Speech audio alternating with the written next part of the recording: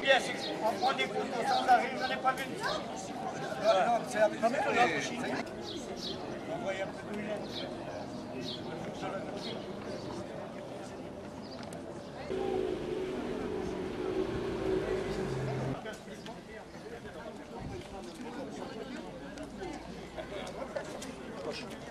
Je suis la voiture.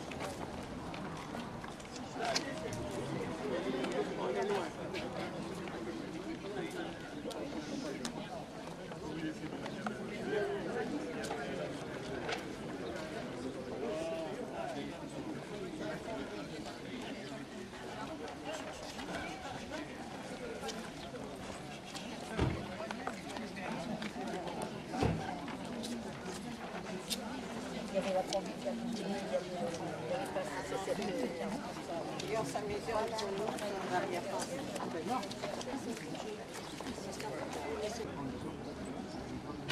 Ah oui, voilà. Ça, de la mairie aussi, le chien, c'est travaux.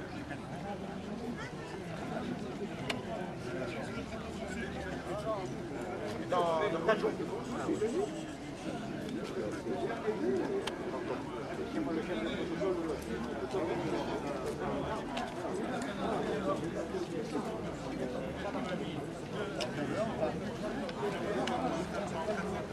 Pour français, il n'y a pas de problème.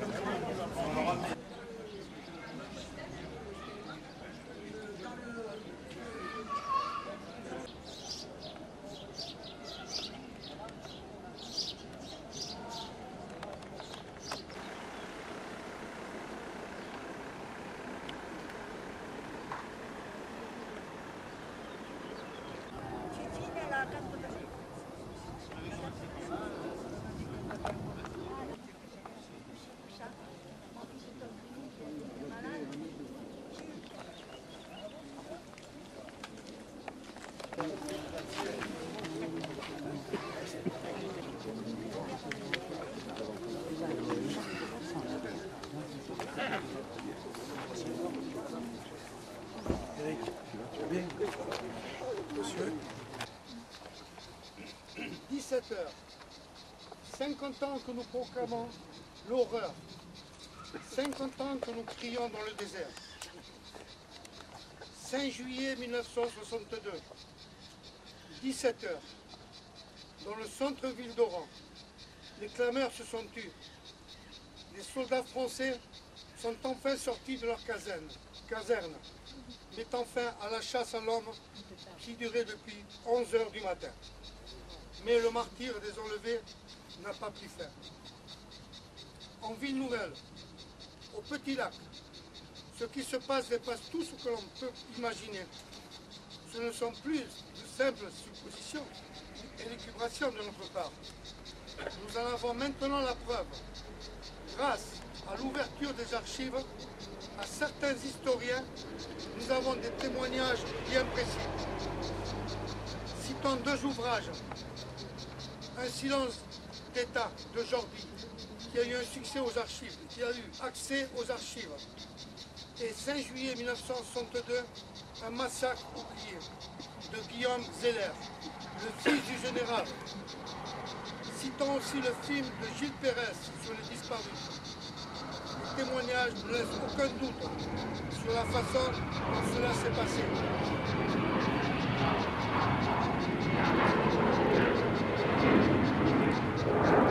Non, ce n'est pas l'OS qui a déclenché ce massacre. Tous avaient quitté la ville avant le 1er juillet. Non, les enlèvements n'étaient pas ciblés. Ce n'étaient pas des gens de l'OS qui ont été lynchés, massacrés, écrasés par les bulldozers. Les femmes données en pâture ou le repos du guerrier n'étaient pas de dangereux activistes. Non, l'armée n'est pas sortie pour protéger les populations dont on leur avait promis.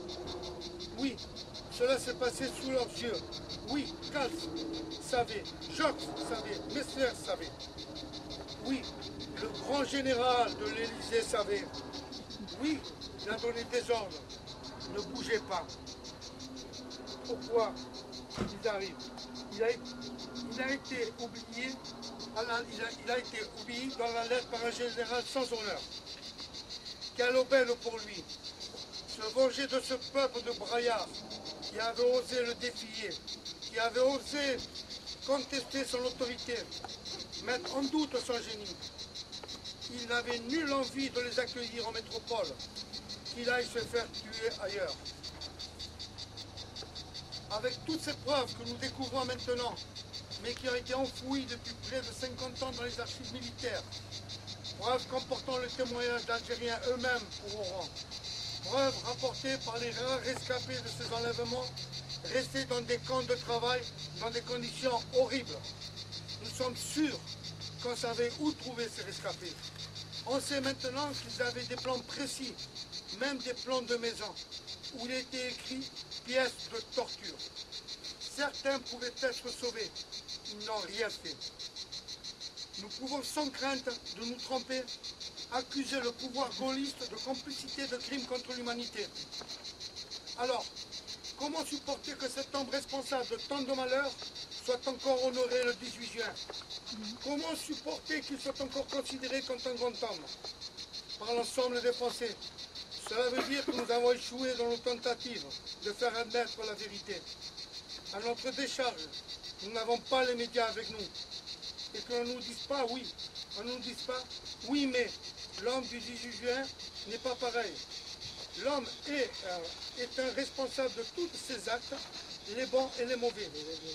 Lorsqu'il a été obligé de se rendre, qu'il a été obligé de rendre des comptes à Dieu, je suis sûr que le 18 juin n'a pas été effacé pour les crimes dont il s'est rendu coupable. Nous qui sommes là, donc nous n'avons pas oublié.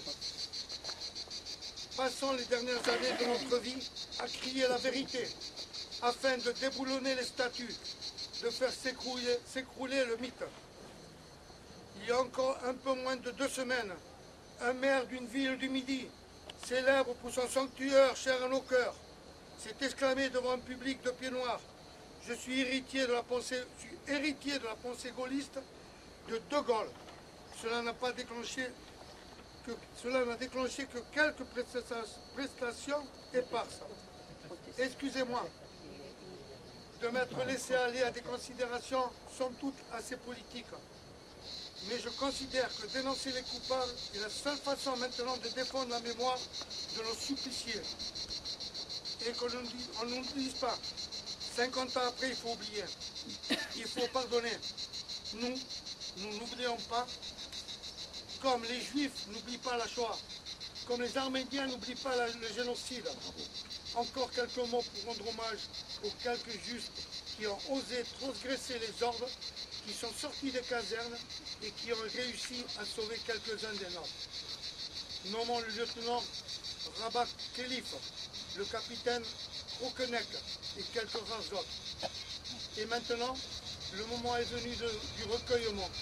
Pensons très fort à nos morts et disparus et à leurs familles. Merci.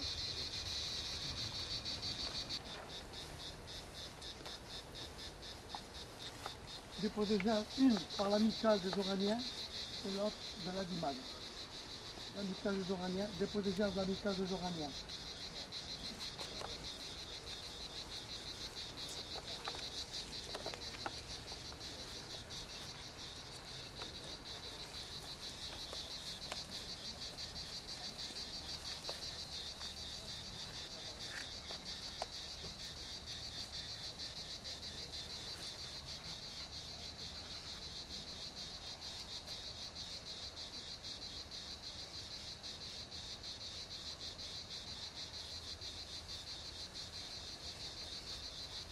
Dépôt de gerbe de la Dimane.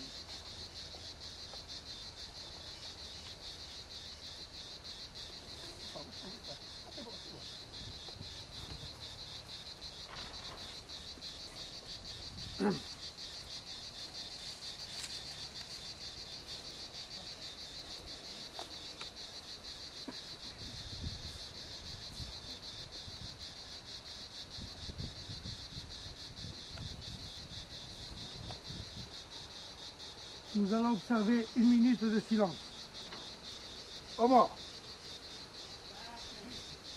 Nous venons des colonies pour défendre le pays.